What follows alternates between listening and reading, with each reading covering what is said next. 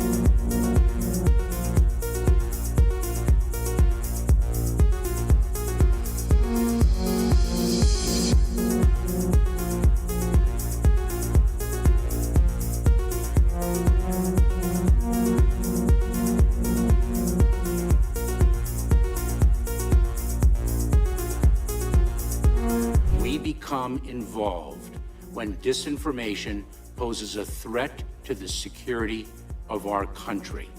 It is when there's a connectivity to a threat to our country. It could be a threat, a connectivity to violence. And what this working group does, is precisely what I would think you would want it to do, which is to take a look at the work, the disinformation work that our department has done and ask the following questions. Do we have policies? Do we have guardrails? Do we have standards? But here's the problem. We can't even agree. We can't even agree what disinformation is. You can't even agree that it was disinformation, that the Russians fed information to the Steele dossier. If you can't agree to that, how are we ever going to come to an agreement on what is disinformation so you can police it on social media? Senator, I have 2 points, if I may finish. Number one, that what this office, what this working group does, because it's not an office, what this working group does is ensure that there are guardrails, definitions, standards to make sure that the free speech rights, the civil rights, civil liberties, and privacy rights of individuals. So do you think COVID disinformation threatens our national security? And number two, if I may, Senator, and number two, is it your proposition that when the cartels spread disinformation with respect to our immigration policies to try to lure vulnerable migrants to our border illegally? I think you've got no idea what disinformation is, and I don't think the government's capable of it. Do you know who the greatest propagator of disinformation in the history of the world is? The U.S. government. Are you familiar with McNamara, the Pentagon Papers? Are you familiar with George W. Bush and the weapons of mass destruction? Are you familiar with Iran-Contra? I mean, think of all the debates and disputes we've had over the last 50 years in our country. We work them out by debating them. We don't work them out by the government being the arbiter. I don't want you guardrails. I want you to have nothing to do with speech. You think we can't determine, speech by traffickers is disinformation? You think the American people are so stupid they need you to tell them what the truth is? You can't even admit what the truth is with the Steele dossier. I don't trust government to figure out what the truth is. Government is largely disseminating disinformation.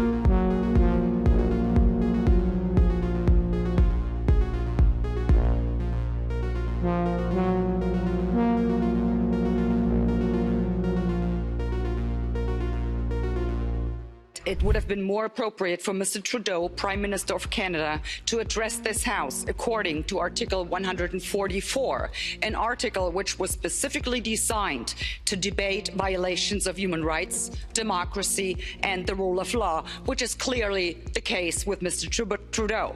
Then again, a Prime Minister who openly admires the Chinese basic dictatorship, who tramples on fundamental rights by persecuting and criminalizing his own citizens as terrorists just because they dared to stand up to his perverted concept of democracy, should not be allowed to speak in this House at all. Mr. Trudeau, you are a disgrace for any democracy. Please spare us your presence. Thank you.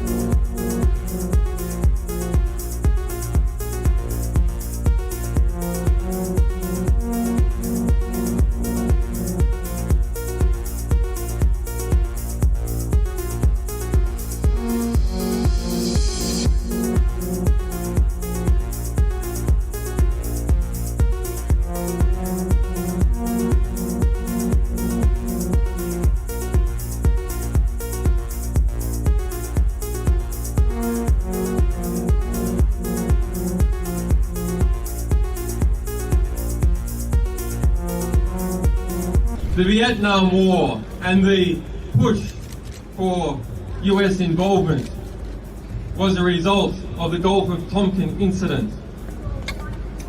A lie. The Iraq War famously is a result of lies. Wars in Somalia are a result of lies. The Second World War and the German invasion of Poland was a result of carefully constructed lies. That is war by media. Let us ask ourselves, of the complicit media, which is the majority of the mainstream press, what is the average death count attributed to each journalist?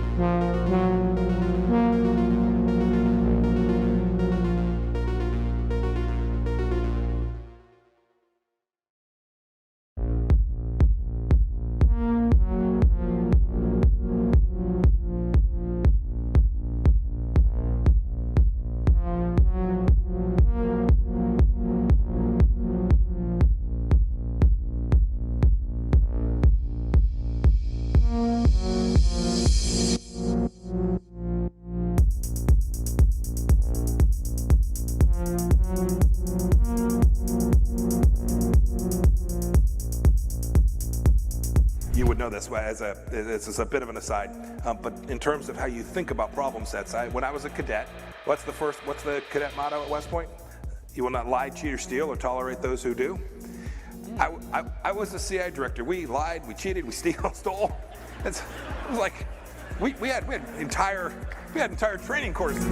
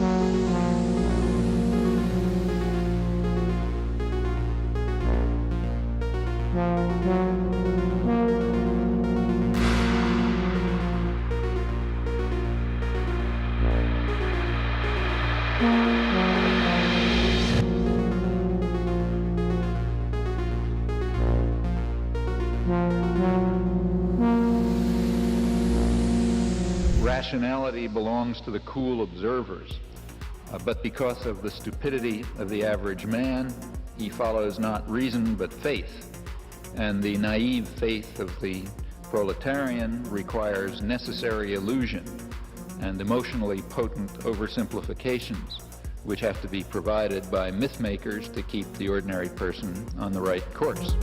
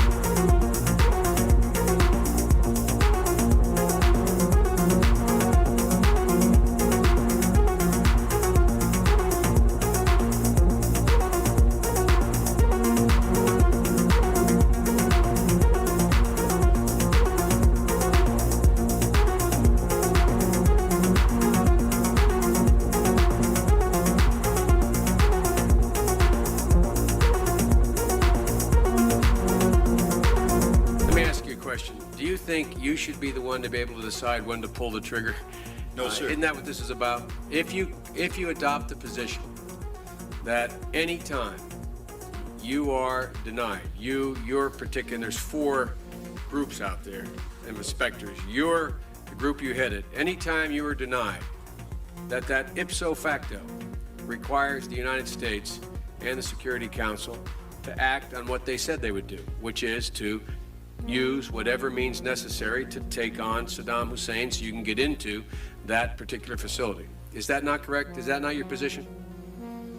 Mr. Senator, I have a job to do, or I had a job to do, and that was to disarm Iraq in accordance with the provisions of relevant resolutions. With all due respect, I'm not trying to be confrontational. I'm trying to get this as clear as I can. I really mean this now. You have an absolute logic. You put together a very tight syllogism here. You've indicated that your job is to disarm. The only way you can disarm is to have access. The only way you can have access is either with permission on the part of Iraq, or if denied, forced access, right? Compelled access. Yes. Compelled. Well, okay, compelled. You sound like the lawyer and I sound like the military guy. I mean, compelled, where I come from, when my old man said you're compelled, it meant I was forced. I mean, it was a real simple proposition. It wasn't, wasn't much to debate. Now, there is a clear logic to that. And that's what I mean when I say I respect your position. But that means that whenever you choose a target that warrants inspection and you are denied, that ipso facto, at that moment, the only way your position can be satisfied or sustained is if the UN Security Council or the United States, acting unilaterally, uses force to guarantee access. Is not that true? Yes, sir. Now, that means that you get to choose the time and place when we would use force, if we use force. No, sir. Of course you do. If you choose the site and it's denied. And we coordinate with the member states to include the United States. Exactly. And prior to us going in, we have their agreement that this indeed is an inspection worth doing. Okay, inspection worth doing, everybody's agreed it's worth doing, and it gets stopped. Yes, sir. At that moment, we're an automatic pilot as far as you're concerned. Period. No ifs, ands, or buts. Now, I respect that. But now, it seems to me the Secretary of State might have a slightly different problem. Secretary of State might be sitting there and saying, now look over there on that side. Now, I remember so-and-so and so-and-so and so-and-so, and the 12 people on this side, they're all the ones that said they didn't want to use force. Now, I'm going to have to go tell the president now that we should, or Secretary Cohen, unleash whatever it takes to get it done. And our military assessment is the same as the majors. The majors' assessment is, privately held but publicly acknowledged later, that airstrikes alone aren't going to do this. Saddam's not going to cave on this. So, now here's the deal. I recommended the president have at it and let the chips fall where they may. A reasonable position for the Secretary of Defense, the Secretary of State to take. But I respectfully suggest, Major, I respectfully suggest they have a responsibility slightly above your pay grade. Slightly above your pay grade. To decide whether or not to take the nation to war alone. Or to take the nation to war partway. Or to take the nation to war halfway. That's a real tough decision. That's why they get paid the big bucks. That's why they get the limos and you don't. I mean this sincerely. I'm not trying to be flip. Because I think, and that's why I said at the outset, the reason why I'm glad you did what you did, we should come to our milk. We should make a decision. But in terms of whether the Secretary of State has no more to consider than you do as the arms inspector. You didn't get in, didn't get my job done, get me in. Period. You made the deal, right? That's the deal. A deal's a deal. Get me in. Scott Ritter, I'm ready to go. It's not how it works. Now, maybe it should work that way. But wouldn't you acknowledge that if you were President of the United States or the Secretary of State, you'd sit there and say, now, okay, old Scotty boy didn't get in. We said he should get in. We want him to get in. It's important that he does get in. They're not going to let him in, so what are we going to do now? We know that France and Russia aren't going to be with us. We're quite confident China's not. We've already run those traps. They're not there. We're not sure where the United States Senate is, but have at it, boys. Go get them. And by the way, Scott and the boys say air power's not enough. I think it's a legitimate debate, Scott, Major. I think it's a legitimate debate. But I don't think we should be putting it in the context of you have somebody up there at state saying, look, how can we weasel out of this agreement? We want to let this guy out there hanging. We're not this. It's a very practical political decision. Same kind of decision General Powell made. Same kind of decision President Bush made. Every president, every Secretary of State has to do it. Like I said, they get paid more than you. Their job's a hell of a lot more complicated than yours. They may have made the wrong decision, and you brought it to light. We should address it. We should say straight up where we are, and we should do it. And for that, I thank you. But it's above your pay grade.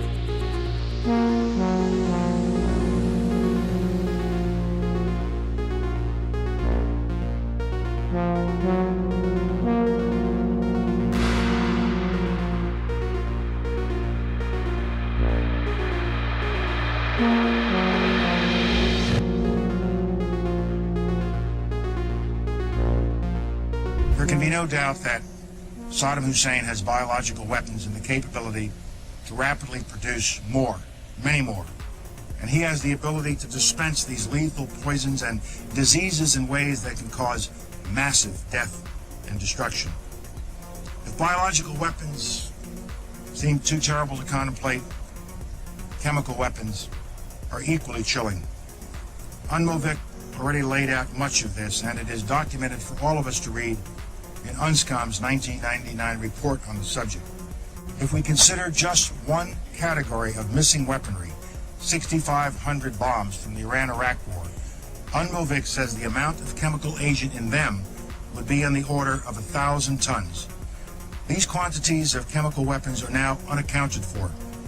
Dr. Blick says, quipped that, quote, mustard gas is not marmalade. You are supposed to know what you did with it. We believe Saddam Hussein knows what he did with it, and he has not come clean to the international community. We have evidence these weapons existed. What we don't have is evidence from Iraq that they have been destroyed or where they are. That is what we are still waiting for.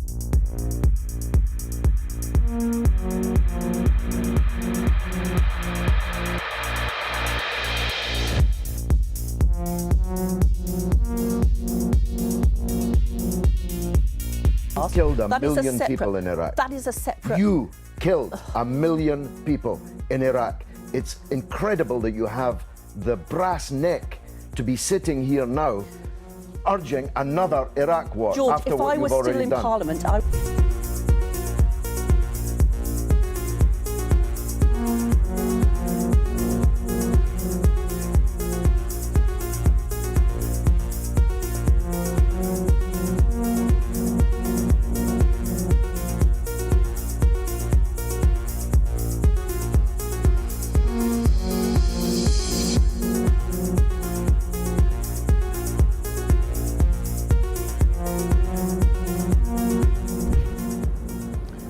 One of the four principal functions of the CIA is to gather intelligence and ideally forward it to the president, the users of information, the policymakers, as they say.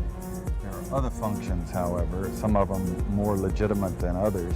One is to run secret wars, the covert action that's written and talked about so much, like what's happening in Nicaragua today from Honduras. Another thing is to disseminate propaganda to influence people's minds, and this is a major function of the CIA. And unfortunately, of course, it overlaps into the gathering of information. You have contact with a journalist You will give him true stories, you'll get information from him, you'll also give him false stories. For example, in my war, the Angola war that I helped to manage, 1/3 of my staff was propaganda. Ironically, it's called covert action inside the CIA. Outside, that means the violent part. I had propagandists all over the world, principally in London, Kinshasa, and Zambia. We would take stories which we would write and put them in the Zambia Time, and then pull them out and send them to a journalist on our payroll in Europe. But his cover story, you see, would be that he'd gotten them from his stringer in Lusaka, who had gotten them from the Zambia Time. We had the complicity of the government of Zambia, Kenneth Kaunda, if you will, to put these false stories into his newspapers. But after that point, the journalists, Reuters and AFP, the management was not witting of it. Now, our contact man in Europe was, and we pumped just dozens of stories about Cuban atrocities, Cuban rapists. In one case, we had the Cuban rapists caught and tried by the Ovimbundu maidens who had been their victims, and then we ran photographs that made almost every newspaper in the country of the Cubans being executed by the Ovimbundu women who supposedly had been their victims. These were fake photos? Oh, absolutely. We didn't know of one single atrocity committed by the Cubans. It was pure, raw, false propaganda to create an illusion of communists, eating babies for breakfast and that sort of totally false propaganda.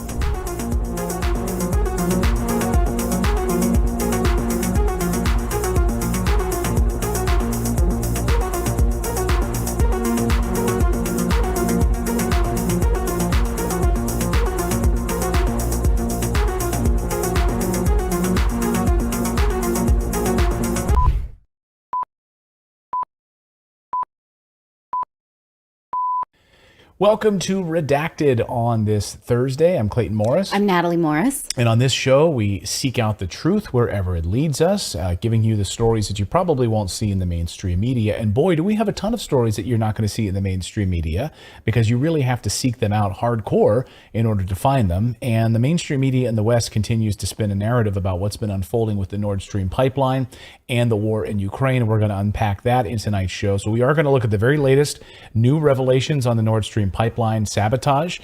We are going to talk about the referenda, of course, that are about to be voted on or actually be signed into law. So what does that mean for the war in Ukraine? We are literally 24 hours away from a game-changing moment in world history. And what does that mean for the rest of us, right? The lives we know it will change. We're going to talk about that. We're also going to talk about what this means for Serbia. We've been following this story. Serbia continues to be threatened. And we're going to talk about the dance that they are being forced to do for trying to be peaceful and neutral. Millions of people without power in Florida and the Caribbean and Cuba as Hurricane Ian continues to batter up the coast, heading towards the east coast of the United States right now. But of course, there's politics around this, involves climate change, and it didn't take long for members of the left, Democrats, to come out and try to use this as a fundraising opportunity. So we're going to talk about the politics around climate change, the politics around hurricanes, and these severe weather events on the show tonight. Plus, could you be forced to open up your business or your home to combat homelessness? There is a new law in Los Angeles that is forcing business owners to do just that. Now, we've been primed for this by the pandemic, that the government can just shut down your business or tell you exactly what to do with said business. Is this sort of the next natural step? And then will we have to, open up our own homes, right? Because of this new practice of taking with eminent domain.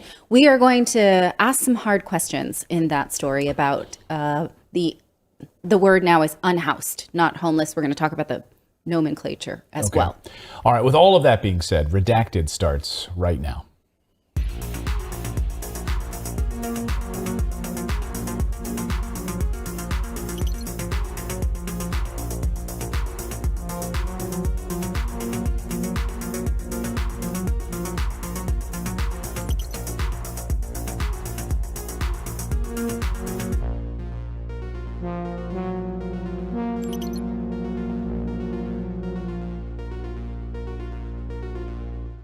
This Thursday edition of Redacted. Thank you so much for joining us. Somebody last night said, hey, you know, watching mainstream media, it's amazing how few people are watching mainstream media because they're watching, many people watching Redacted. So thank you so much to all of our rebels joining us, watching us here, because we had literally crushing the ratings of CNN last night.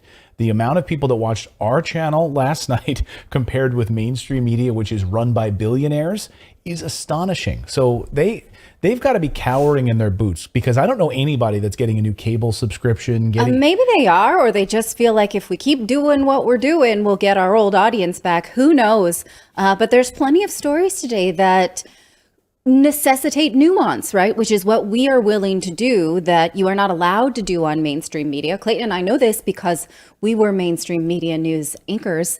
And, you know, we had to really dumb it down and just kind of stick to a narrative. We refuse to do that here on the show. So thank you for joining us. Remember to please join our community over at redacted.inc. You can join our community and you can join the newsletter. The newsletter is totally free. It comes to your inbox every morning during the week.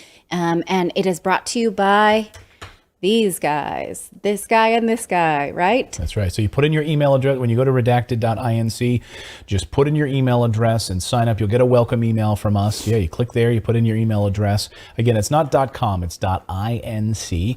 And then you'll receive this inbox into your inbox first thing in the morning, where we cover 5 or 6 big stories of the day. Today we covered in part the latest developments on the Nord Stream pipeline. We also talked about a number of different stories as it relates to the hurricane. So again, click on it, you'll receive it in your inbox. You can read it over your cup of coffee first thing in the morning. So we had thousands of people sign up last night. So our thanks to you for becoming a part of our community. Tonight we are on a time crunch, so we're not going to be able, you can get in your super chats. We're not going to be able to read your super chats tonight live on the show, but we certainly appreciate that comment. And I always want to ask here live at the top of the show, like we just said, if you subscribe, your name will pop right up here on the screen. So thank you, Tanner True, for just subscribing to the channel. If you subscribe, your name will pop up here. And I always love to know in the chat, let us know right now, where are you joining us from? Who is the furthest away? Do we have anybody watching us from Antarctica tonight? That's Antarctica actually might come up in the show today. Do we have anyone from, let's see, can you name another faraway location? Chile. Chile? Okay, Chile. Okay. Buenos Aires. Yeah. Let us know where you're joining us from. Drop it in the comments. Drop it in the comments below. All right. Yeah. Are you ready? I am ready. I'm full of piss and vinegar about today's show, you guys. That's what my grandma used to say. Yeah. That's an expression. I'm full of piss and vinegar, so let's do it. Well, let's get to it, because NATO just officially a short time ago admitted, and it finally came out and admitted, that the Nord Stream pipelines were sabotaged. Hello. Like, we didn't know this, but we now have NATO officially declaring that they were, in fact, sabotaged by a state actor. This is not some random guy on a moped or a little, like a jet ski out there, or a dolphin. No, this is state sabotage, a government responsible for this. Germany says it's on the edge of an energy abyss, so get ready for blackouts across Europe. More on that in a minute. We'll cover more of that story in a minute, because we have a lot of news to get to. First, on the major part of the Ukraine war, and an update this afternoon on that. So first, on the referenda, tomorrow everything changes in Ukraine. Tomorrow at 3 p.m. Moscow time, the Kremlin will host the signing ceremony, officially welcoming the 4 Donbas regions into the Russian Federation. They will officially become Russian. They will officially become part of Mother Russia. This is a major turning point in world history, and an expansion, of course, of the Russian Federation. The New York Times, by the way, didn't waste any time missing a beat on this, and continues to parrot the Biden administration's labeling of these referendums as shams. Take a look at your screen. Breaking news. Vladimir Putin will sign agreements on Friday to take over 4 Ukrainian regions, the Kremlin said, after votes widely denounced as a sham. A sham by who, by the way? The Western media? Like, who's saying these are shams? I don't know. And I really don't like that word. It's not very strong. It's well, they're parroting exactly what Antony Blinken said, the Secretary of State, right? Yes. Which is that these were sham referenda. And then immediately the Western media started parroting this word sham. It's appeared in all manner of Western media publications. Yes. Based on what? Based on what? You had no reporters there, New York Times. You had no journalists there covering this. The journalists who were there, like the Patrick Lancasters of the world, Eva Bartlett, Vanessa Beeley, Wyatt Reed, the list goes on, who were actually there watching this. No one had a gun put to their head to vote. In fact, the Russian Foreign Ministry says these elections were not shams. Not one person was forced to vote, and they voted to protect their families from 8 years of attacks by Ukraine. This was just a short time ago. Watch this. Высокая явка проголосовавших и результаты волеизъявления их жителей говорят сами за себя. Люди не хотят возвращаться к прежней жизни. Они достаточно настрадались. Они выстрадали свое будущее. Они доказали, что они имеют право на мирную жизнь. And the Russian people, according to polling, have wanted, actually, Vladimir Putin, surprisingly, most people don't know that he's a lawyer. Most people don't know that he's actually one of the more moderate people in his own government. And most people don't know, actually, that the Russian people have been pushing him to actually go further and harder and faster into Donbass. So, right. His parliament voted for military action long before he took it. He really took a long time to get around to it. Right. And so now here we go. A major shift. And so, of course, what this means is 3 p.m. tomorrow, Moscow time, means that the military operation now shifts from a special military operation to an anti-terrorist operation, which is what we've been hearing, right? The full weight and power of the Russian army going up against anyone who attacks these regions. Now, I just feel the need to remind everyone that it didn't have to be like this, because when these regions were occupied by Russia early in the conflict, they were happy to say these regions are independent. We'll support them, but Ukraine now leave them alone, right? And that was part of the peace deal that the West continues to ignore. Right. So this could have been over a long time ago if the West was willing to be humble in any shape or form. No, of course they weren't. And right, and this is, again, why NATO doesn't want this war to end at all. They want to fight till the last Ukrainian. They don't give a rat's ass. In fact, new reports and secret information came out about NATO's involvement. One former NATO advisor said that, no, NATO doesn't care at all about the Ukrainian people. They're using it as a staging ground, a proxy war, and they will fight to the last Ukrainian because they don't care about the Ukrainian people at all. That's why yesterday NATO held a secret meeting that was exposed by the New York Times. According to the New York Times, 40 NATO members met in secret to ramp up their war in Ukraine, not de-escalate the war. Their goal, of course, is to turn this into a forever war, which is what they want. Here's what the New York Times says. In a sign that the United States and its allies believe that the fighting in Ukraine will last years, military officials from more than 40 countries gathered in NATO's headquarters in Brussels on Wednesday to discuss how their governments can ramp up production of arms and ammunition. Because they don't clearly have enough arms and ammunition going into Ukraine. Can you believe this? I mean, they've been telling us this is what's going to happen for a long time. Right. So then, yes, I said, no, I can't believe it, but yes, I can. Yes, you can. It's unbelievable, but believable, like the world we live in today. Let us know in their chat if you can believe this. NATO is actually going to start sending more weapons to Ukraine. Can you believe this? Is it shocking? NATO is I personally am shocked. Are you shocked? I'm personally shocked. You cannot believe it. Scandalized. This sounds fake. This is fake. More weapons? Do we have more weapons? There is always room for what was the commercial? There's always room for Jell-O. There's always room for weapons. There's always room for weapons. Last night, someone in our chat or in the comments after our live show said, and by the way, after tonight's live show, I will be in the comments section of the live show afterwards. So for about an hour. So after the show is off the air, join us in the comments section and we'll go back and forth and have a discussion. So feel free to do that. But Clayton never comes to bed.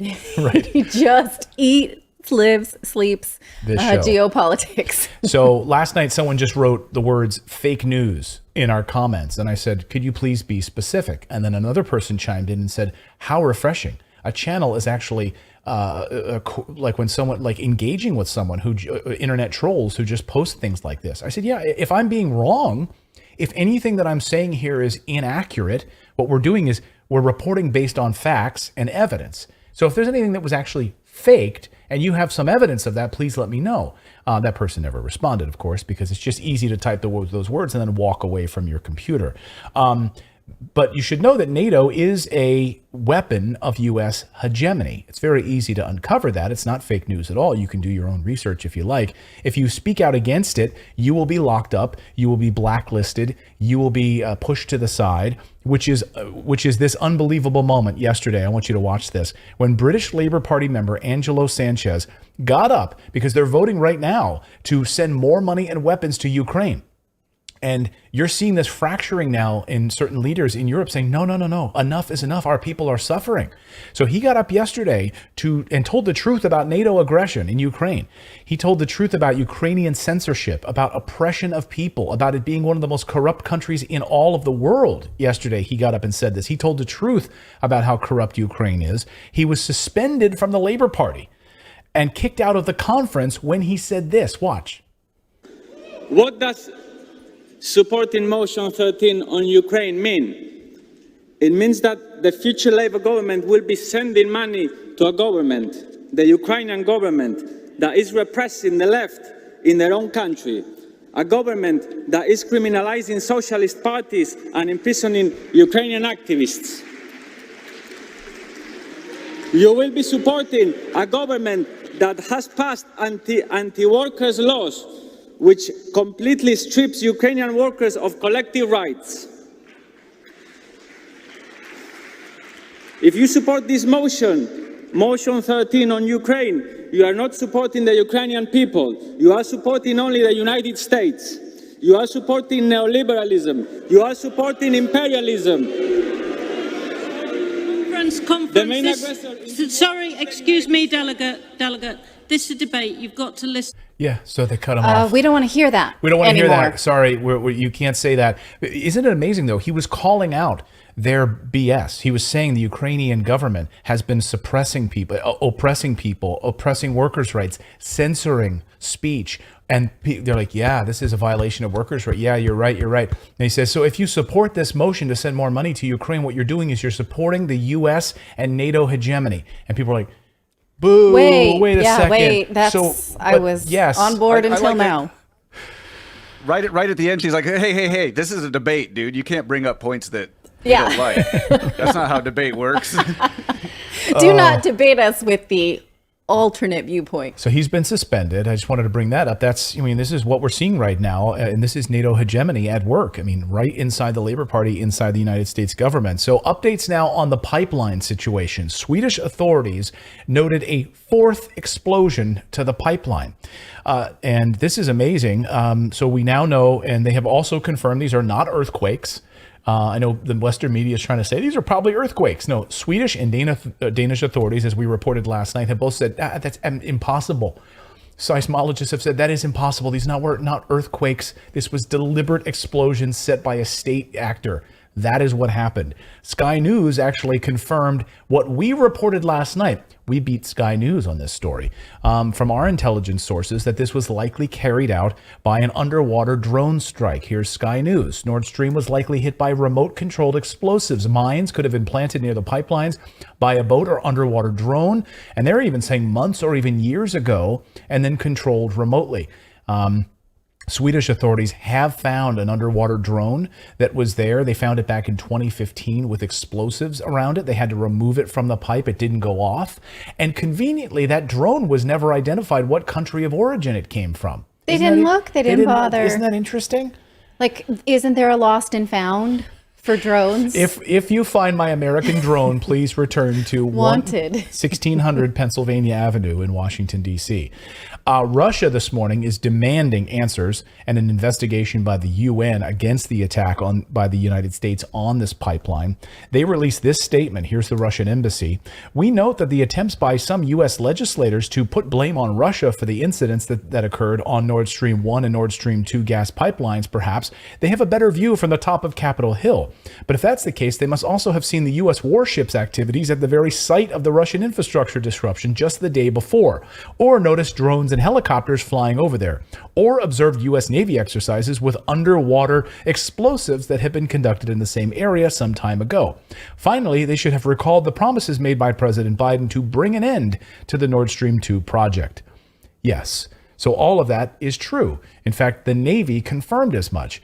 Moon of Alabama pointed me to a June NATO report, which I'd forgot about. But actually at the time in Europe, I remember reporting on and reading about all of the NATO exercises that were unfolding in the Baltic Sea. There was like 11 countries that were involved in these exercises, Portugal being one of them. We actually saw warships on their way to these exercises. So witnessed it with my own eyes, this happening. And it showed NATO has total control of this area in the Baltic Sea, according to this Navy report. This is from the Navy report itself, right from the Navy's website. This was the report. Baltops 22 was the Baltic maritime exercises that was unfolding there. And they used naval forces, Europe Naval Striking and Support Forces, NATO, and the NATO Strike Force carrying out these military exercises. And what's interesting, I'll pull this up on my screen here, which is some of the things that they did was scientists from at sea, the ships fine-tuned tactical maneuvering, anti-submarine warfare, live fire training, mine countermeasures operations, and replenishments at sea.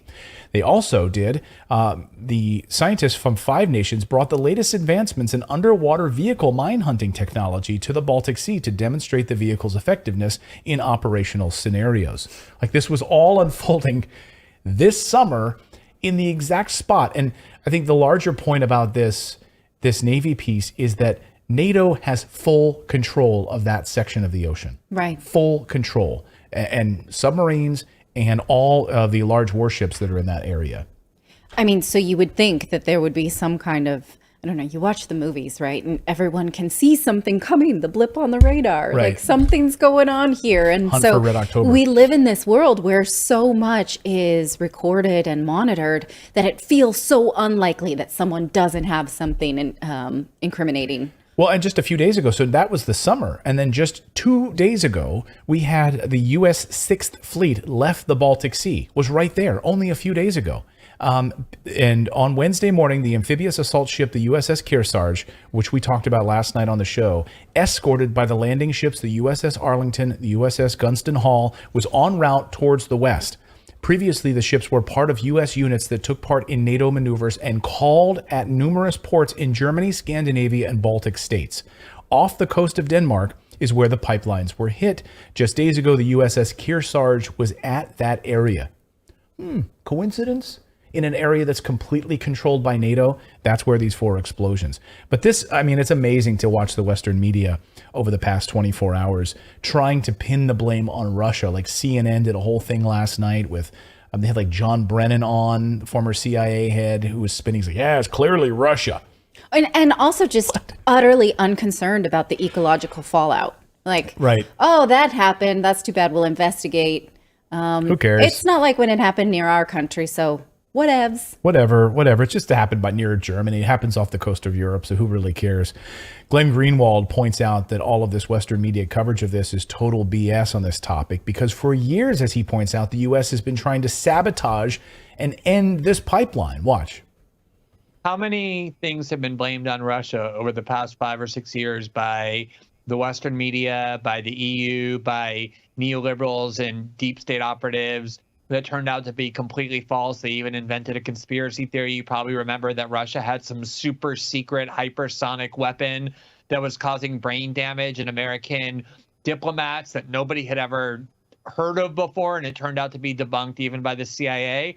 Why would Russia explode their own pipeline that gives them enormous amounts of leverage? They can turn off that pipeline at any time that they want, which gives them exactly the power that they most want. I don't know who did this, but what I do know is what you said, that a state could only do this. But also the U.S. has been obsessed for years, going back to the Bush administration, with trying to bully and coerce and persuade the Europeans not to buy natural gas from Moscow, but to instead buy it from the United States. Donald Trump, while he was being called a Putin asset or blackmailed by the Kremlin, was one of the leaders in badgering the Germans, saying, we pay you for your defense. You should be buying natural gas from us. And now suddenly the pipeline blows up in the middle of this war, and we're going to blame Russia for that? The country that has the least interest in doing it. Yes. Again, though, the media is capitalized on the fact that most people don't really study geopolitics. They only are swallowing the Putin bad, so everything undesirable is related to them. Right. That there's no nuance in this, just sort of accept the headlines like, oh yeah, that's too bad. He keeps doing bad stuff. Hope the US wins. I mean, it's unbelievable. Meanwhile, Germans are not falling for it. They're pointing the blame squarely at the United States and NATO. But you still have like NATO apologist media like CNN saying, well, the US and Germany are allies. And then clearly the United States wouldn't do this to one of its allies, Germany. But we'll bug your phones. Yeah, we'll bug Angela Merkel's phones, and we'll also tell you to go screw yourself, as Victoria Nuland did to EU. Mark Stein, who's been one of the real clear-headed voices, brought up a great point on his show that I hadn't thought of, which is that the United States wouldn't tell them about any of this. They left Britain and Germany and all of its allies high and dry repeatedly without telling them anything. Listen. Do you know, after Afghanistan, people say, oh, well, this couldn't be the Americans because Denmark and Germany are their NATO allies. Well, when they bugged out of Kabul, they didn't let the British or anybody else know that they were abandoning Bagram Air Base. Those guys just woke up in the morning and found that all the Yanks had left. So if they were doing something like this, it's entirely possible that they wouldn't let the Danes and the Germans in on it. Yeah. Yes. Great point. Right. We didn't tell them anything. Oh, here you go. Where'd the Americans go? Where'd the Americans go? They left us holding the bag. What the hell? They're just gone. They're just gone. Unbelievable. And then they were like, they were actually pissed about it. Britain was like, what the hell? Like, we didn't even, you didn't tell us anything. We were in this together. I thought we were in this mess together for 20 years. So how will this affect us? I mean, that's the big question, right? Well, Europeans are now being warned that there could be a disruption of even mobile networks this winter.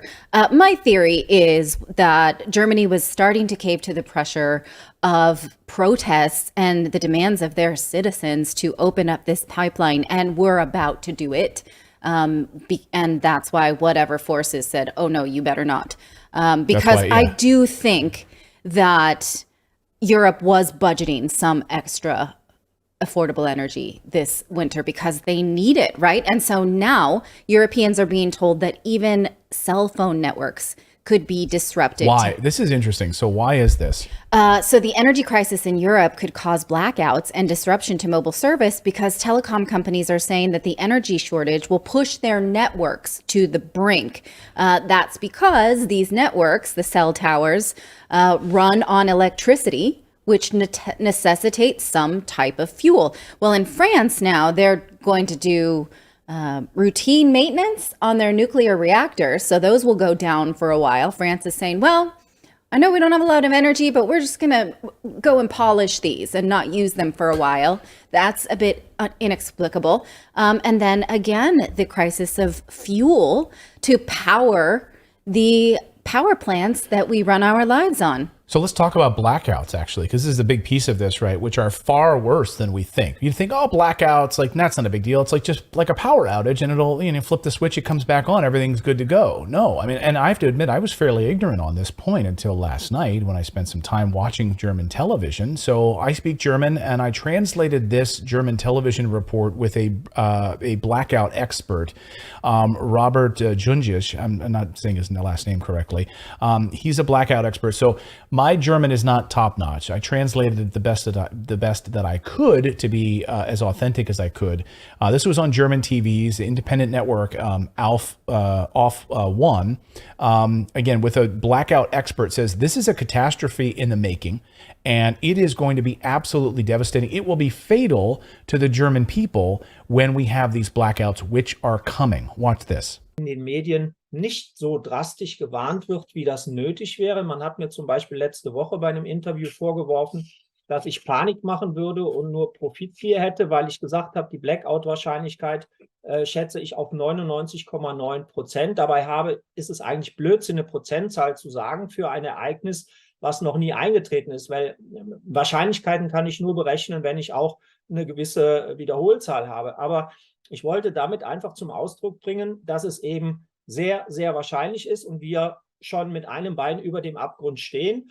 Denn wenn man das nicht tut, wenn die Leute nicht endlich verstehen, dass wir vor dieser dramatischen, möglicherweise Situation des Blackouts stehen, bereiten sie sich nicht vor, was eben gerade passiert. Und dann wird es für diese Menschen, aber auch für die Unternehmen katastrophale Folgen. I mean, it's startling. So he's saying it'd be a total system failure. And you cannot just like turn the power grid back on and off. I mean, 30% of electronic devices would be destroyed during a blackout. And it's going to be fatal for people. Yes. Now in Europe, we're being told that some of these sort of selective blackouts will be in places that don't disrupt emergency services like hospitals and police. But in Africa, they're being told that they can expect power outages that hit ATMs even. That is a terrifying feeling, that you couldn't go and get your own money, right? And gas filling stations, Yeah. that kind of thing. In fact, rolling blackouts have already begun. In South Africa, the power company says that it's keeping lights off to contain emergency generation services, meaning we're just trying to protect the grid. And so we're going to turn things off selectively. In Zimbabwe, they're calling this load curtailment, right? They're just trying to keep what the grid can sustain. And yet, as less power is available, people are paying a premium for what they can get. So you may not get power, but you still will get it up the butt with your energy bill, right? You're going to get it up the butt. Yeah. And again, we talk about Africa, right? And we need to spend more time talking about Africa. We try to do it on this show, covering stories from Africa. And it's important because we've said all along that who gets affected the most in all of this? It's the poor countries in Africa that get affected the most. So they're already, when you look at Germany, like, nah, that's fantasy. They're not going to have blackouts. It's already happening. It's already happening in countries with infrastructure that is not as strong. They don't, and they're the ones that get the brunt of the damage, right? They bear the brunt of this damage, of course, on food, on energy, on all of it. So when we talk about like, green energy and climate referendums and all this garbage, it's Africa that gets hit the hardest because their entire infrastructure relies on fossil fuels. When you take that away from them, hospitals close, they can't do ultrasounds on women, and they can't do C-sections. I mean, the list goes on and on and on. Just if you dive into the data, it's really, really terrifying. Well, given that this show is run out of Europe and the newsletter as well, we continue to, in our heads, run down these emergency situations like, could we eat the eggs from the chicken? Could we grow from the garden? But this part of it, like you couldn't get your money out of an ATM, or I couldn't call my child who's at school, right? We have a middle schooler. And then how would I find him? Those are the things that give me the most anxiety. I was watching one of the channels I've mentioned a few times, Earl Grey, which is a British expat who lives in Russia. And he was saying, I don't feel like this conflict is going to escape anyone. He said, I moved to Russia because I thought the pandemic was a sort of, let's wait it out. This will end. We all will be okay at some point. And he calculated that Russia was the best place for him and his family. And he's like, I'm comfortable with that. But he's like, I don't think this calculation will be available for anyone anywhere on the planet based on this coming conflict. It feels like this is coming to all of our doorsteps. For some people, it will be a lot louder than others.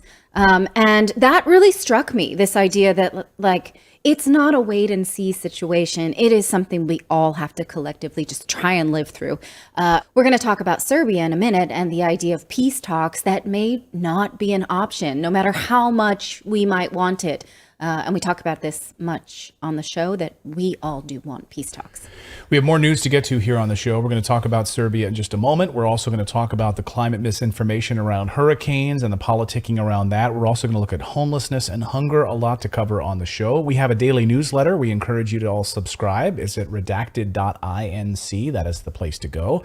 Again, it's free, so it's totally inexpensive. And it can be delivered to your inbox first thing in the morning. That is if our electric grid holds up and you can actually read the damn thing, if you read it on your cell phone. But hey, fingers crossed, we're still here. You can read it right now. We're going to send it to you telepathically when all the world goes out, but we'll be here. All right, let's continue to talk about Serbia, because Serbia continues to get timeouts from the European Union. They are not happy with Serbia's behavior because they refuse to sanction Russia. and they may find themselves with sanctions of their own. The threats from the EU have been veiled. Some of them, though, are not so veiled. One group is saying Serbia should not continue accession talks for EU membership, meaning they need to be spanked and sent to the corner. They should not be allowed to continue their application for membership while they refuse to do what their buddies in the European Union are doing. Now, here is that group, the Socialist and Democrats group. They say the EU cannot continue accession talks with Serbia if they don't align with EU sanctions against Russia. We've talked about many times that why they refuse to do this. This is what we will say in the Parliament's upcoming enlargement report at TPicula or TPicula. Very disappointing coming from a country aspiring to join the EU. It's like a verbal condescension. So you need to put on sanctions against Russia because look how well Europe is doing right now. I mean, the United Kingdom is literally slipping into a third world economy right now. You're watching the collapse of the British pound.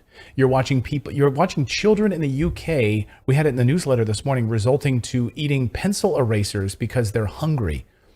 Literally, children not having enough food in the UK. We're watching German protests. We're watching people in Prague taking to the streets saying enough is enough. Down with NATO, down with the EU.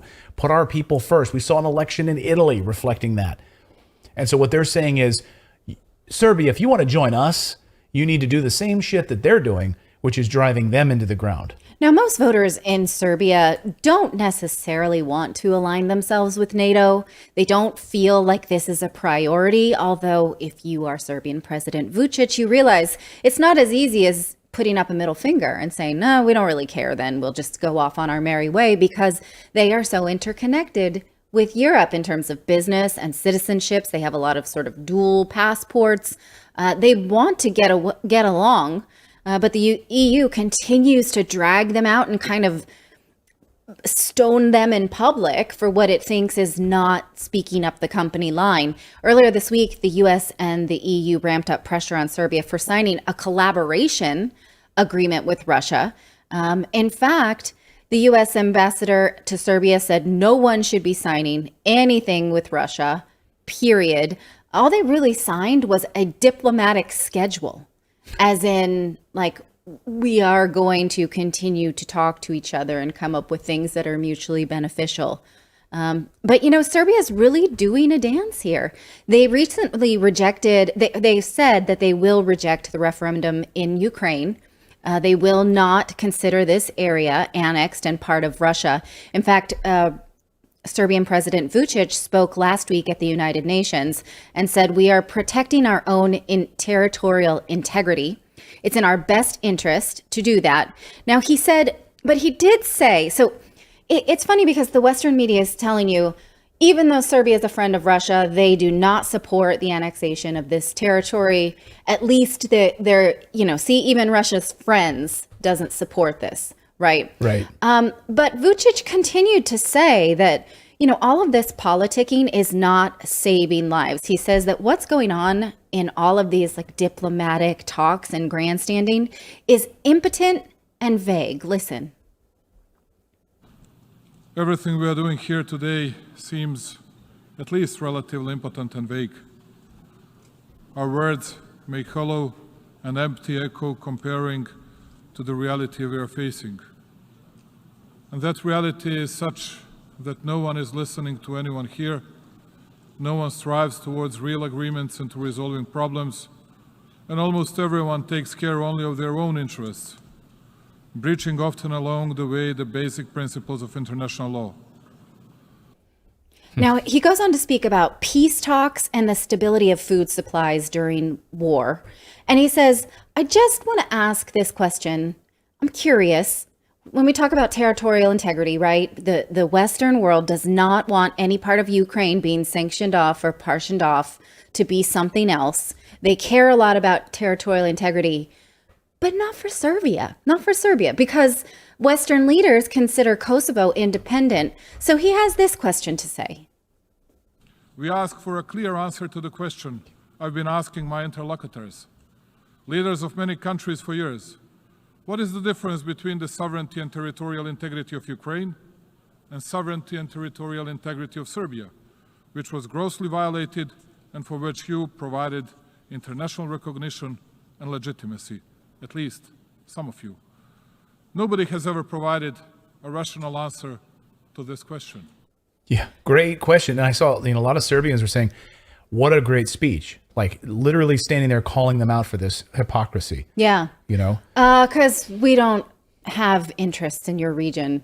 Right. That's really the only answer. It's money, sort of bargaining chips. It's not there for us at this moment. That's the real answer to why Western powers have a double standard for Serbia versus Ukraine. Now, he says he has not forgotten how NATO invaded his country. Listen. Let me remind you, Serbia has not stepped its foot on someone else's territory. Never, ever. Nor has it endangered territorial integrity of a single sovereign state, so that anyone might intervene or carry out aggression against it, the way it was done against Serbia in 1999. Nevertheless, as I said, it did not prevent 19 richest NATO countries from attacking a sovereign country without a decision by the United Nations Security Council. Yeah, an illegal attack that killed thousands of people, innocent people in Serbia, destroyed infrastructure. I mean, you can walk through the streets of Belgrade today, see the infrastructure still damaged, hitting the Chinese embassy, striking the Chinese embassy. Oh, it was a mistake. We thought it was a different, we're sorry about that. We're sorry. Yes, but even so, he is calling for peace talks. He says he has a beautiful line about peace talks, and I'm going to let him say it rather than paraphrase. It is better to negotiate for 100 years than to wage war for a single day. I hope that we will reach mutually acceptable solution based on compromise, because this is the absolutely only way for reaching our goal. It is better to have peace talks for 100 years than a single day of war. I don't think we are going to get that choice. No. Western leaders do not seem to have the appetite for this. And Russia last week said in President Putin's address, we have continued to ask for peace talks. So with whatever power we have as just ordinary citizens, we should be demanding our leaders show up for that.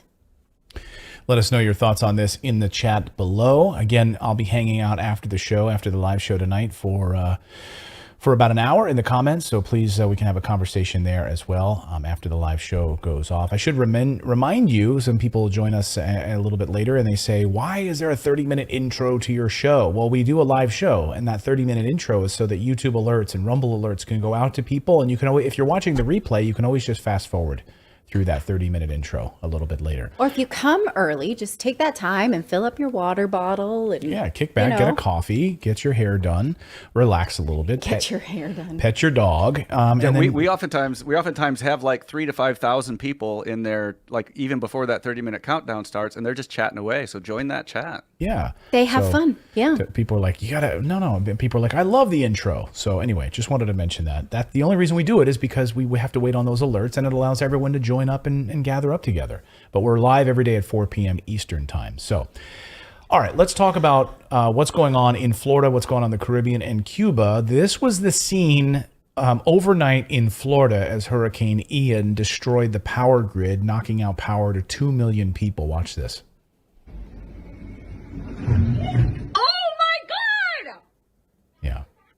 Anyone who's lived through a hurricane, when I lived in Florida, I lived through 3 of them. They crisscrossed right where I lived in Orlando and was without power on each of those occasions for 2 weeks at a time, with trees coming through the house and total destruction. This was awful. This was absolutely awful. So 2 million people without power, people fleeing the state. Cuba at this hour still has no power in large parts of the country. We have, obviously, the Caribbean was ravaged as a result of it. There's still going to be rainfall. Again, the problem is in Florida is that the saturation, right? So there's nowhere for the water to go. It just sits because the sand doesn't absorb it. You don't have places for it to go. You have a lot of standing water. And so when people try to drive through this stuff, that's when people get killed. They drive through electric lines that are in the ground. Police usually keep the areas marked off and cordoned off so you can't drive through it. But again, most people die Not during the hurricane, but after, when they go out and try to get water, they try to get food, they try to drive somewhere, and they end up driving through electrical lines on the streets and driving through sinkholes that they didn't see because it was underneath water. Really, really awful. People drowning in their homes. Whenever you have a massive hurricane like this, you get a whole lot of fake news surrounding climate change. And liberal media, I swear to God, did not disappoint yesterday. Don Lemon, just one example, who has no ratings on CNN. More people watched our show last night than his show. He was trying to make the head scientist at NOAA, which is the National Oceanic Atmospheric Administration. My brother-in-law works for NOAA, and I should know it. I should know it. And he's a captain of a ship, actually. So anyway, the National Oceanic Atmospheric Administration, the head scientist who knows all about this. Don Lemon kept trying to push him to talk about climate change, and he's there to talk about this event. And he keeps pushing him on this, and he keeps saying, like, these hurricanes are intensifying, and this is not normal. This is not normal. Watch. Can you tell us what this is and what effect the climate change has on this phenomenon? Well, we could come back and talk about climate change at a later time. I want to focus on the here and now. Listen, I'm just trying to get that. You said you want to talk about climate change, but what effect does climate change have on this phenomenon that is happening now? Because it seems these storms are intensifying. That's the question here. I don't think you can link climate change to any one event. Okay. Well, listen, I grew up there, and these storms are intensifying. Something is causing them to intensify. That guy's a puff. I grew up there, and these hurricanes are intensifying. Well, actually, no, that's not true. In fact, since the 1960s, we've had half of the number of hurricanes. The data doesn't lie. Hurricanes are actually becoming less frequent and less intense, according to the research. Right. So, okay, I'm not going to continue to read out the initialism of NOAA. I'm just going to say, actually, it's an acronym. I'm going to just call it NOAA from here on out. Okay, good. Okay. So NOAA, in fact, has said that they cannot conclude that greenhouse gas warming has caused more tropical storms. Here is just a snippet from a recent research. Clayton is going to hate this screen, but he says historical tropical storm count does not prove compelling evidence for greenhouse warming induced long-term increase. So the data doesn't show that. Another peer-reviewed study in a journal called Nature Climate Change shows that there are actually declining trends in tropical cyclone frequency. Take a look at this. Now, further, the number of climate-related deaths has gone down. This is according to Belgian researchers who track deaths for global catastrophe. And if you look early in the 1900s, people died with a lot more frequency because they didn't have the infrastructure to protect themselves the way we do now, right? But that is not what the media tells you. Now, we do not want to pretend that people are not suffering. Absolutely, they are. But it has nothing to do with climate change. It was a hurricane and they're suffering. We're talking about whether or not we should politicize this and accept culpability for being parasitic on the earth, right? This is happening because we all buy things that are made of plastic and drive cars, and really it's our own fault and we're suffering for it. It's very, I don't know, that's almost like church speak, like you must repent type thing, right? Yes. Yeah. I mean, and as Alex Epstein writes about in Fossil Future, which is an amazing book, I encourage you all to read it. And he talks about fossil fuels are the future. He says that since the deaths have declined dramatically, I mean, overwhelmingly, and climate-related problems have dramatically dropped since the 1900s because of our adaptability. Right? The reason people don't die mostly from heat-related incidents anymore, very few compared to how many people die from cold-related incidents, is because we have air conditioning. We have fossil fuels that have managed to create buildings and protect us from hurricanes and natural disasters and other things. So this idea that they're intensifying and getting worse and more people are dying is just not true. Well, I really subscribe to the whole humans are parasites type rhetoric, and you it subscribe must be, or subscribe. I did subscribe to it for a long time because of the media screaming about it and sort of my own need to protect my own kids. And I remember I had this sort of I had this idea that all plastics were bad and that we were just sort of powerless to resist the urge to use plastics. And then our daughter was hospitalized for 4 days, and almost everything they used to save her life was made of plastic. And I was like, where do I get off feeling like this when actually there is a need to manufacture things that help save lives? Right. And so, as Alex Epstein points out in his book, yes, everything that we do has an impact. Right. So when you want to talk about, you want to talk about building an apartment complex, or you want to talk about building a new Target, or all of those things have an effect. What can we do to learn about our effects? How can we maybe mitigate some of that? If you're going to build a dam, there's huge benefits to it, but yes, there are going to be side effects. In the same way that when you then suddenly eliminate fossil fuels from your ability, your war chest to be able to use to power your society, people are going to die. People are going to go into famine. They're not going to have food. Hospitals will be shut down. Just look at Africa. You take away fossil fuels from these people and you tell them to start using solar, and you are going to have widespread chaos, which is already what's happening.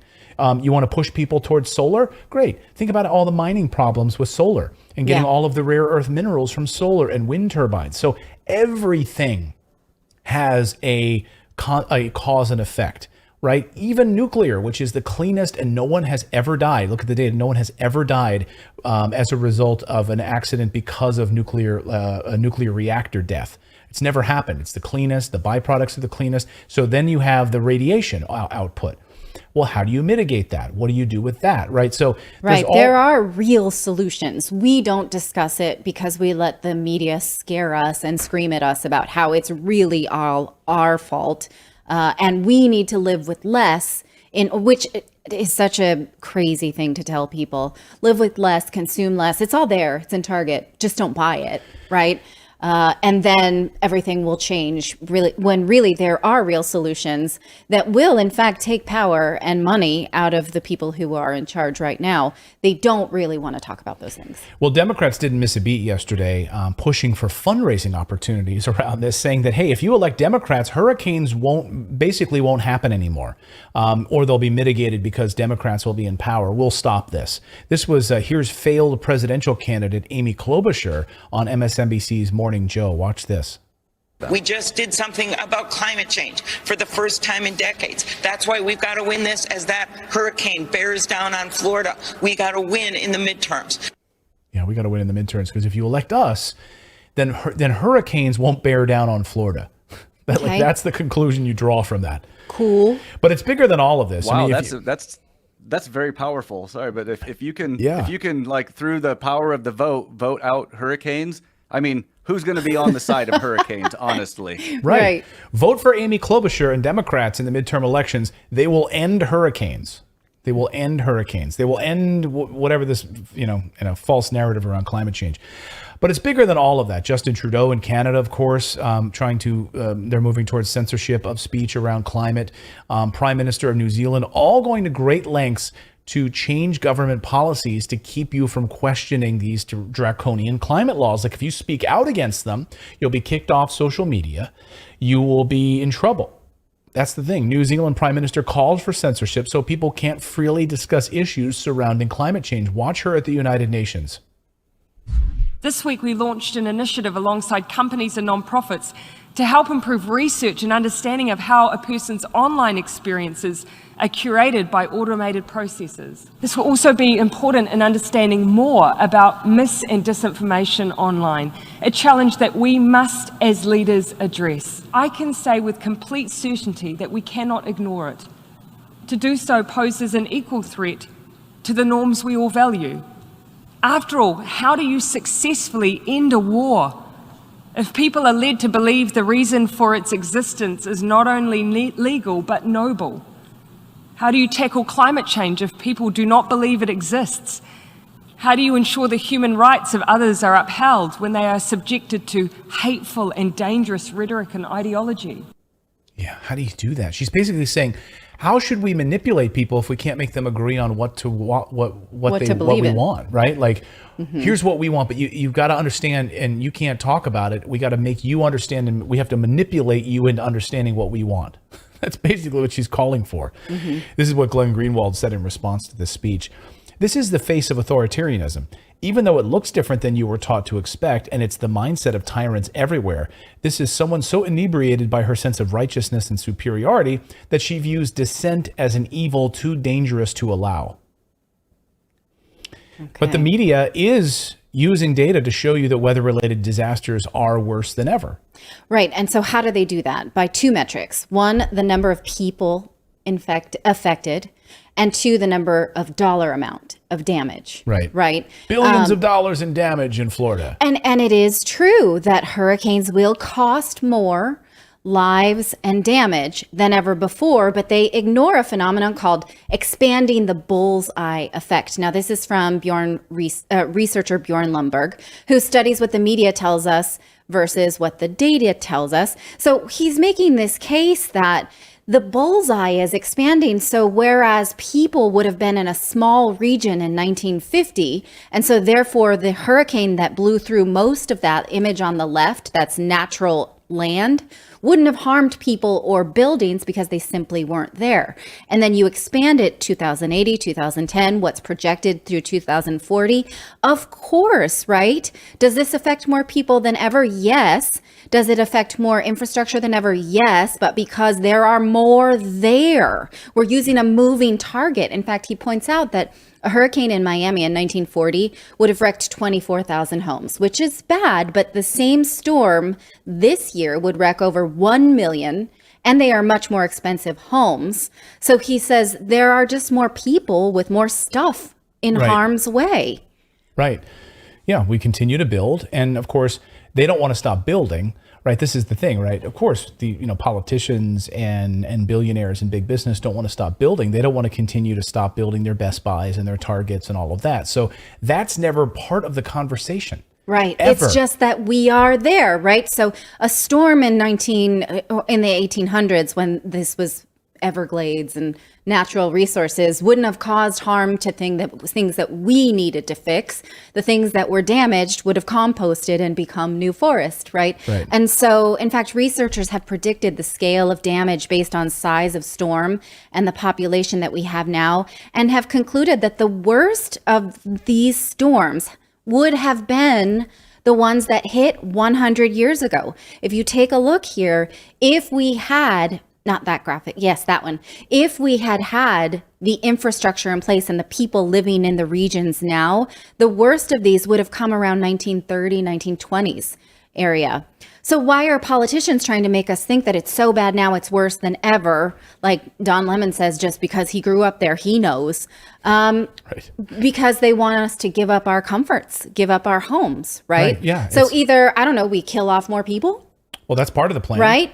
And infrastructure, or we figure ourselves a way to make all the people that we have gone ahead and birthed, make them safer. No, the World Economic Forum wants fewer people. They want reduction of farms and your ownership of land. We've already seen that in action. And they want mega cities. That's what they want. And they want to continue buying up coastal cities and areas. I mean, that's exactly you will happily move there if you believe this narrative. Again, a lot of this research comes from the great book, False Alarm, by researcher Bjorn Lomborg, who has been on this show. And we encourage you to. Now, we are not climate change deniers. Neither is he. He believes that the net effect of global warming will be negative overall, but it is not at all what the media tells you. And as Alex Epstein talks about, manageable. Like the history of it is manageable. Like if we have a 1 degree increase, okay, well then humans are dynamic and the ability to adapt. And so again, this is part of the problem, is that we are told that with these changes that it's total destruction. And if we don't, certainly if we cut off fossil fuels and all of those other abilities to combat it, then it would be destructive. So when you take away our ability to fight it with machinery and other things that are going to use fossil fuels, that's a destruction waiting to happen. Dan Pena is one of the richest men on the planet. He owns $50 billion. And he says this entire thing is an absolute scam because the financial institutions would never lend to anyone if this were real. He says the whole thing is a sham, a scam. Watch this amazing speech. Isn't that a great point? Yes. I mean, and think about it. He's, you have someone like Bill Gates, who's also a multi-billionaire, and he's on the opposite side of this, right? He's saying, no, this is all a scam. You guys, you're buying up all of these coastal cities. You're building bigger mansions than ever before in areas that apparently in 10 years, inconvenient truth, Al Gore told us would be completely underwater. Is that the case? Is that true? Probably not. Let us know what you think about this in the comments below. Again, I mean, look, the world will shift. Certain places will get hotter and we will have to grow our food a little bit higher, right? These things are going to happen as the planet continues to. We are saying this will be hard on us, but we do not just blindly accept because Don Lemon says, I grew up there, so I know. Yeah. And also that more people die because of cold than heat. So overwhelmingly. Which is going to bring about a bigger global catastrophe this winter, which we've continued to talk about. Yes, a man-made catastrophe cutting off fossil fuels. Exactly. So again, I'll be hanging out for an hour after the live show in the comments below. We can chat and go back and forth. So get in your comments after the live show here. But we've got more news to get to here on the show. We're going to talk about homelessness and being hungry and what the United States is doing to try to tackle homelessness. All right. We are all now used to the fact that governments tell us when we can and cannot run our businesses. The pandemic trained us for that, right? They took away our businesses. They shut them down. They told us to stay home, right? So was that training for the government to now say that we have to collectively open up our businesses and maybe eventually our homes to tackle the homelessness problem that cities are unable to tackle? So here is a law that is currently going to be on the ballot in Los Angeles in 2024 that says that hotels should be forced to give vacant rooms to homeless people. As you know, Southern California, in fact, all of California's homeless problem is worse than ever, and it is increasing. So what is to be done about it? This new idea comes from city officials. They say that hotel owners in Los Angeles have to call up the housing division every afternoon and tell them how many vacancies they have in their hotels. And then the housing department would have the right to reserve those rooms at a fair market rate for the homeless. That fair market rate has not really been discussed. They say that hotels cannot discriminate. It's just whoever we're going to put there, we're going to put there. And you have no right. Now, currently, hotels do have the right to refuse customers, paying customers. Right. But if the city is the paying customer, they would not have the right. So on the ballot, this would be a law. You'd have to call up at a certain time every day. Think about who's going to what kind of infrastructure are they going to be able to handle this? Right. If you think of, if I show up super drunk and high at a hotel, they have the right to say, no, ma'am, you can't stay here. Right. This is our land. We don't want you, you're going to go up in the room and you're going to pee all over the place. You're going to smash everything. We don't want you here. We're not saying that these are behavior of homeless people, but we're saying that they now have the right to refuse service, and that right will be taken from them. Incidentally, we're not supposed to say homeless these days. The acceptable word is now unhoused or unsheltered. Okay, I'm going to continue to call them homeless. Yeah, let's just go over a little bit why the media wants us to use the word unhoused. This is from Architectural Digest. They say the change is happening as part of government's move away from punitive measures amid a deepening housing crisis. Past efforts have not resolved the matter, and both policy and messaging are shifting. I guess that's because we're using the wrong word. That's why we haven't been able to solve it, because we were just using the wrong word. It says the word homeless has become inseparable from a toxic narrative that blames and demonizes people who are unhoused. So I guess if we shift the word, you'll think better. This is the Democrats' policy on so many different levels. Just change the words and we'll solve everything. Right. Just, you can't call someone this anymore, and then that will literally end violence. Right. And so this spokesperson from the ACLU in Southern California says the term is increasingly used in a way where it implies someone is dangerous or devious. And so the less charged term is more apt. We've seen this before, she says, with the words like transient. I don't know why that's scary. Or hobo. Obviously, that's not a nice word. Homeless has become intertwined with narratives that are toxic, and it deserves to be retired. So why is hobo not a nice word? I think hobo seems like it's actually kind of nice. It's like, it reminds me of like 1920s guy with a bag and a stick, sticking a bag on the end of it, like he's hopping trains. I think maybe during the 80s, hobo was born out of the Great Depression, right? Yeah, hobo is very specifically a train hopper. It was Yeah. a term that they used themselves. It was like a I'm a hobo. I don't know. I hop trains. Yeah. Oh.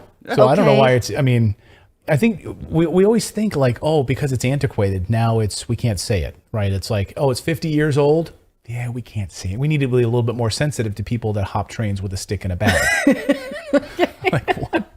Okay. How many people are there that object to do it to that word? By the way, I've never understood the idea of the stick in the bag. Like you always saw it in a Bugs Bunny cartoon, like who was actually using a stick and then had a bag tied around the end of it? Like I don't know. I don't get it. Did you know the term hipster actually does have a negative connotation? It came from the opioid in the late 1800s. In the opioid crisis in China, where people would smoke opioids and lay on their hips and be so out of it that they couldn't get up and handle normal life. And so hipster is a negative term, but we're allowed to use that because it relates to fashion. Like if you're in Brooklyn and you have a hipster beard and you go to a hipster restaurant or a hipster bar, now it's cool. Yeah, hipsters literally were drug addicts. Go ahead, Philip. I was going to say, like, at what point did those hipsters in the 1800s start listening to music you've never heard of? And wearing really expensive jeans that look like you're not trying, but you're trying. They listened to indie radio out of Philadelphia, and they were really hip on listening to pavement records, and they were like, wow, I'm listening to this stuff. I don't know. I have no problem with semantical shifts, that sort of help people, but it's policy that will help people, not us using a new word. Yes. And so, are we helping the unhoused by going to war with China and Russia? Did we help them by shutting down schools so their children had to suffer during the pandemic? Do we help them by moving them around instead of really finding housing? So this is the idea, right? In San Francisco, the homeless are now suing the city for failing to provide affordable housing and then sweeping up what belongings they've got and pretending that they don't exist. Here's from a Reuters article. It says, now this advocacy group has said the city's decades-long failure to adequately invest in affordable housing and shelter has made many thousands of its residents unhoused, forcing them to use tenants and vehicles as shelter. Now, it's true, there was a lot of homeless area down in the Pac Bell Park area, where the Giants play. And boy, we got rid of those for the new Giants stadium. We didn't need them there. And that, they warned us at the time, removing these homeless shelters is going to have a negative effect on the city. But we didn't care because we wanted a nice new place for the Giants to play. Yeah, you need baseball. Right. So you don't need housing. Off with you. The advocacy group accused San Francisco's Mayor London Breed, police, and other authorities of acting to criminalize homelessness through an array of brutal policing practices that violate the constitutional rights of the unhoused San Franciscans. They said the city has also embarked on a campaign to seize and destroy the property of unhoused people with the express purpose of removing visible signs of homelessness from San Francisco streets. So it looks terrible, right? And so they're like, let's just sweep this up, get rid of it.